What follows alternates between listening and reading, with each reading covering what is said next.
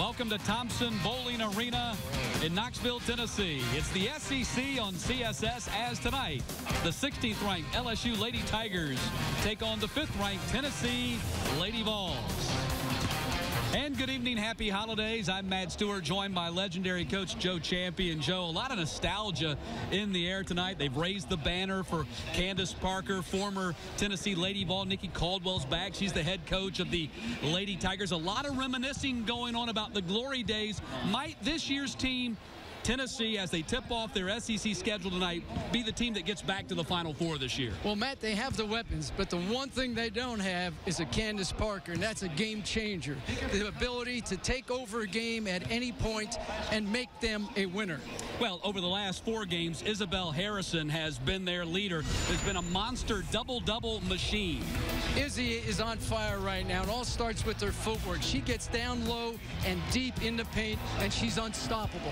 Had 26 points, 15 rebounds, 4 steals, and 3 block shots. She did all of that in 18 minutes in their victory against Lipscomb on Sunday. Meantime, the Lady Tigers come in here. They're 10-2 on the season, and coming off some tough losses at Louisville and NC State. That's their only losses in the first 2 months of the season, and they're led by a freshman, Regine Moncrief, who's been off to a spectacular start. She's just a source of power, quickness, open court ability. She drives it to the basket. She drives it to the rim. She creates shots for herself and for her teammates. And as a freshman at 5'10", she's just so energetic. And I really, truly believe it comes from the fatigue factor. Kentucky just keeps on bringing in fresh bodies. And here comes Stallworth back in the game. Like we had mentioned, it's going to be 3 to 4 minutes. But time and need, like Coach Mitchell, has her back in the game. Bria Goss, #1 free throw shooter in the SEC, 91.1%. Goss is now 42 out of 46 at the line this season. With that make right there, she's number 13 in the nation. Outstanding young lady with a great touch, shoots 32% from the 3, but she understands the game, and at the defensive end, she's leading this team in charges. She's taken 17 charges. By Candace Parker, who had the honor of having her jersey number retired. Banner went to the rafters before the ball game. You're a relatively young lady. What's it feel like to have such a big honor so early in your career still? You know, it feels amazing. It really does. And to be able to share this with my family and my friends, and to see so many familiar faces come back and support, you know, this night, it means a great deal to me. It really does. Candace, Coach Summit was a great recruiter. But what she did better than most of us was that she brought in a young lady like yourself with great billing and made you better, both physically and mentally. Can you share some of your stories about the process? Yeah, Coach Summit is a great recruiter.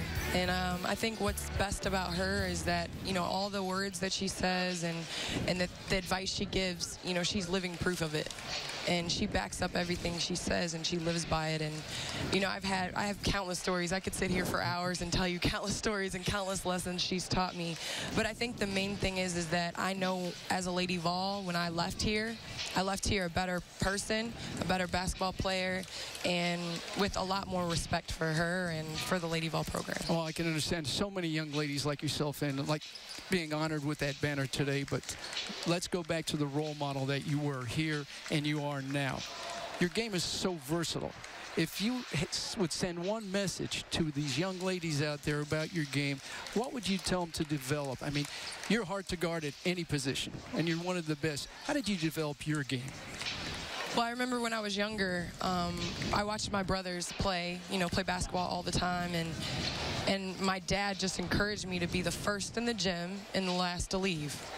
And if you have God-given talent and you're the first in the gym and the last to leave, then it's going to be hard, you know, not to succeed. And so, you know, when I got here at Tennessee, I spent countless hours in the gym with Dean Lockwood and Nikki Caldwell and just trying to perfect my game and just trying to work on my weaknesses. LSU threw a bunch of punches. They had Tennessee against the ropes. Appeared like they were ready for the knockout. Tennessee has battled back like Rocky in the movie to cut it to 2. Well, Tennessee found a way through their defensive effort to get some steals, and that's the only way they could get back in, get some quick baskets, and they did that. In LSU now, with Plaisance out of the ball game, do not have an inside presence. Tennessee, seeing that, has been going to Izzy Harrison down low, and she wants the ball, and give her credit right now. There's a difference of 2.7 game clock and shot clock. Well, you want to score quick now. You want to have the ability to try to score and just play high-low game now with Harrison. And then if you don't, you rebound the heck out of it. But you can't wait. You look at the ability to see the ball now. Great pass inside. Mercer can't finish, but she has a situation where her vision sees Kayla Lewis, and she knocks it down to give Florida the lead.